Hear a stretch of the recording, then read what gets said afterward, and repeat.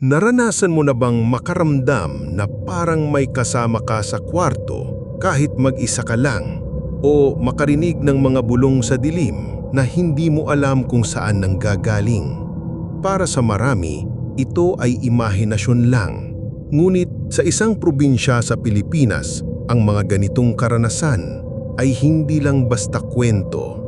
Sa Negros Oriental, ang mga ito ay katotohanan. Humanda kang pakinggan ang mga totoong karanasan na susubok sa iyong pananaw sa realidad.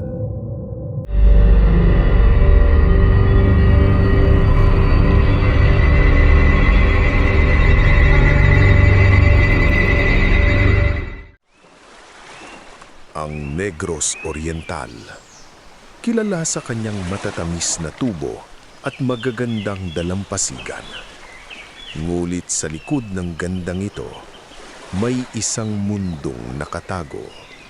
Isang mundo ng mga engkanto, kaluluwang ligaw at mga hindi maipaliwanag na kababalaghan.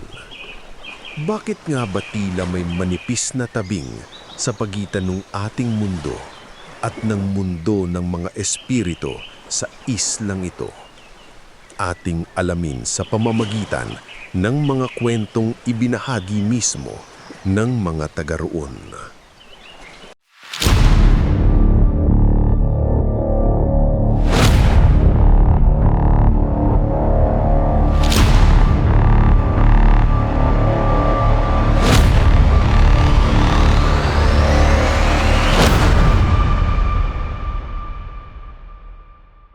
Ang kwentong ito ay mula sa isang tricycle driver na bumibiyahe tuwing gabi sa isang mahaba at madilim na kalsada sa bayan ng Sibulan.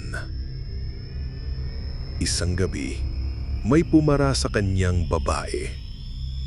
Nakaputi. Normal lang ang itsura, kaya isinakay niya. Nagbahatid ito sa sementeryo. Habang nasa biyahe, walang imikan. Tahimik. Pero ramdam ng driver ang kakaibang lamig sa loob ng kanyang tricycle.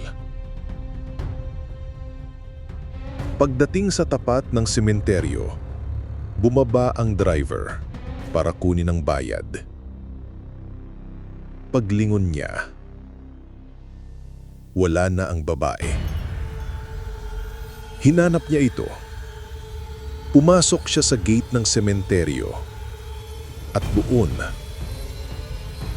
sa ibabaw ng isang lumang nicho, nakita niya ang damit na suot ng babae. Maayos na nakatupig. Walang katawan. Damit lang. Sa lapida, nakaukit ang pangalan ng isang babaeng namatay. 10 taon na ang nakalilipas.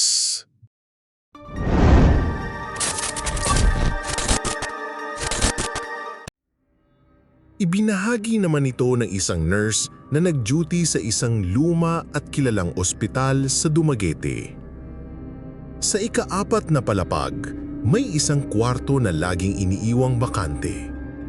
Sabi-sabi, may isang matandang pasyente na namatay doon na ayaw umalis.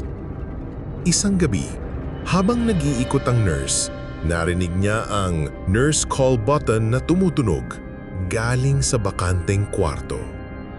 Dahan-dahan niyang binuksan ang pinto. Walang tao, pero ang amoy ng kwarto, amoy kandila at bulaklak parang sa isang burol. Pinatay niya ang call button. Pagtalikod niya, narinig niya ulit ito. Tumunog na naman. Sa pagkakataong ito, sinabayan ito ng isang mahinang boses mula sa intercom. "Nurse, tulong!"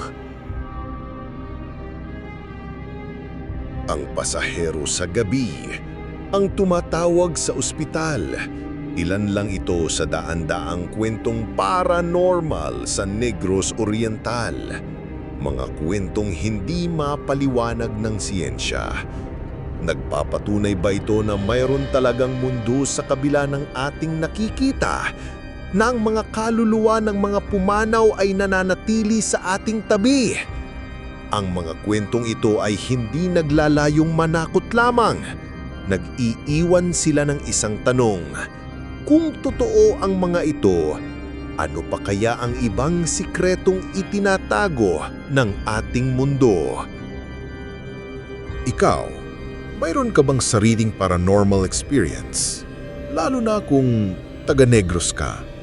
Ibahagi mo ang iyong kwento sa comment section sa ibaba. Gusto naming marinig yan. At kung gusto mo pa ng mga totoong kwentong katatakutan, huwag kalimutang pindutin ang subscribe button dahil ang katotohanan ay mas nakakatakot pa kaysa sa kathang isip.